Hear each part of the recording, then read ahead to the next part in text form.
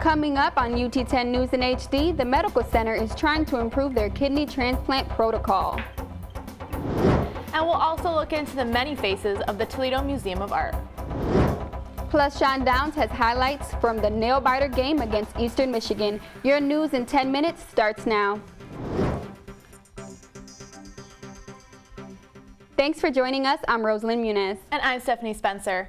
On August 10th, a healthy kidney was accidentally thrown away during a transplant at the University of Toledo Medical Center. Reporter Kristen Rosendale is live in the newsroom with an update on this situation. Kristen, can you tell us what UTMC is doing to correct the problem?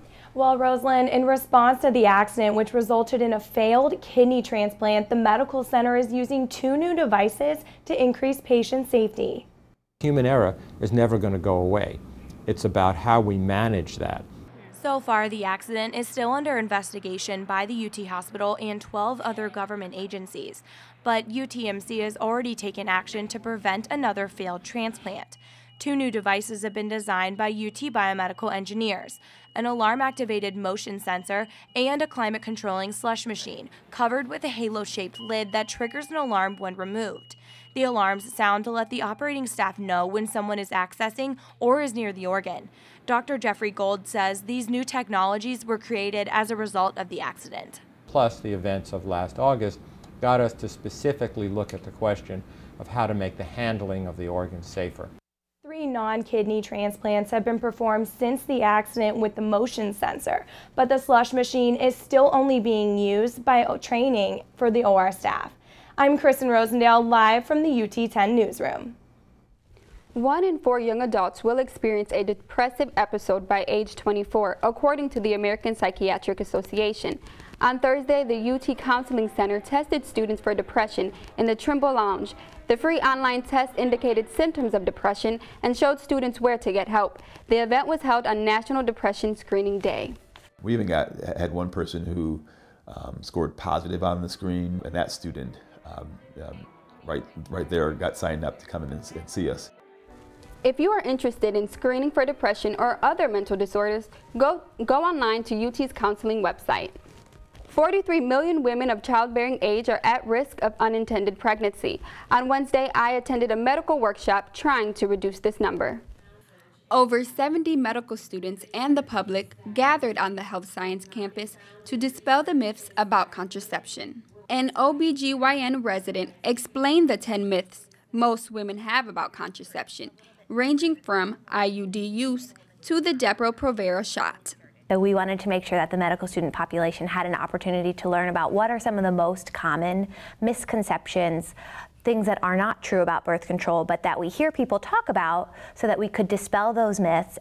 Many of the medical students who attended the 10 myths about contraception and IUD workshop found the information vital to their education. So these kinds of events help us really put a practical emphasis on the scientific information that we're taught.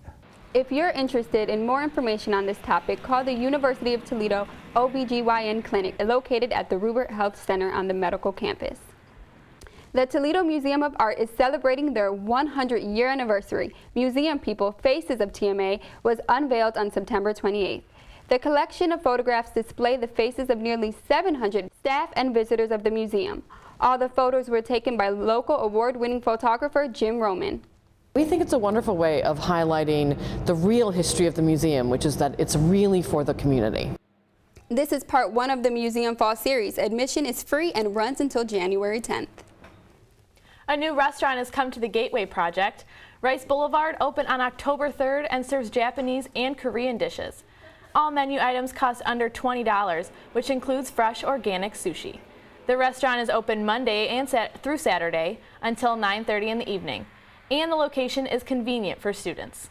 I know the nearest sushi place is 20 minutes away, and here it's on campus, so they can just walk from the village or whatnot, and they can just have sushi. Rice Boulevard is expected to accept Rocket cards by next month. The Department of Theater and Film kicked off the season this weekend with a new twist on an old play. Director Jessica Bonenfant's Day of the Dead theme is perfect for Halloween. The play is very visual and uses multiple special effects. The director puts her own spin on the classic Greek myth. That space, that liminal space between the world of the living and the dead is really where the play takes place. Orpheus will run until the 21st. The next play, called Metamorphosis, will start on the 16th of November. The National Society of Black Engineers held a fundraiser on Saturday. This was their 3rd annual Madden NFL tournament. More than 60 gamers attended the event, which kicked off at noon in the Rec Center's Oak Room. The winner of the tournament received a $200 Visa gift card. The money raised will help members of the group attend their national conference. We use our money to better our students and give them chances to get job opportunities with companies across the nation. NSBE will hold another fundraiser in the spring featuring the 2K13 game.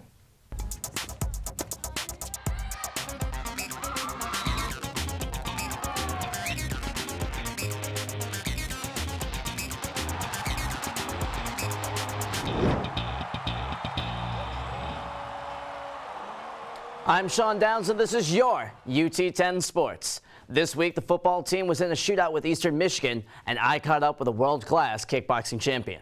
But first, women's tennis hosted the Rocket Invitational. The ladies returned with one senior on the squad this season. Sophomores Lexi Pitt and Pia Rieg teamed up against Detroit. Chilly temps did not stop their game from heating up as Pitt puts away the winner. Down 3-2, Detroit struck hard and kept the match close. UT had their hands full, scraping for every point. The ladies could not keep pace and fell to Detroit 8-6. Lexi Pitt lets us in on her goals for the season. I just want to focus on not just myself, but as a team growing and taking tournaments. Lexi later faced Judy Lee of Duquesne, taking the first set, but could not close as Lee went on to win in 3. On the football, where UT is undefeated in the MAC, but EMU was hoping to hand the Rockets their first conference loss. After an interception, Terrence Owens launches into the end zone, landing the Rockets an early lead. EMU's Tyler Benz scrambles and connects with Tyrese Russell, who flew over the pylon, putting the Eagles up by 3. Toledo was up 21-10 at the half, but in the third quarter, touchdowns rained down for both teams. The two teams combined for 55 points in the third quarter. Bronson Hill scored, then Reedy, then Hill. And who is that coming over there? Why, it's Owens connecting with Alonzo Russell for the score, putting UT up 42-30. The third quarter was gone in a flash, but it was all Toledo needed to oust the Birds from their nest, 52-47. Coach Campbell's already looking forward to the next game. We've taken things one game at a time, and we'll evaluate this game, see what we can do better, and we'll be excited for a great challenge next week. Finally, I caught up with U.S. kickboxer Tommy Pitson, who is also a UT student and a father.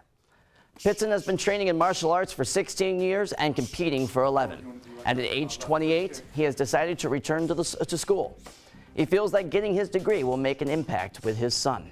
This day and age, you need an education to even be considered for any position. I've kind of set the example for my son, hopefully give him something to follow, something to aspire to.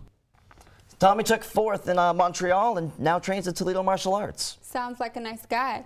But back to football. That was a close one against Eastern. Yeah, it was definitely a nail-biter, especially since EMU is ranked at the bottom of the MAC. We got Cincinnati coming up this next week at the Glass Bowl. That's going to be a tough one. They're ranked 21 in the nation right now. That's true. Thanks, Sean. And that's it for UT10 News. For the latest breaking news from campus, go to our website, ut10news.com. And you can always watch our award-winning newscasts on YouTube and Facebook, where you can get caught up on all of your campus news whenever you want. For Stephanie Spencer, Sean Downs, and all of our crew, I'm Rosalind Muniz. Have a great week and stay tuned for more news from the UT campus.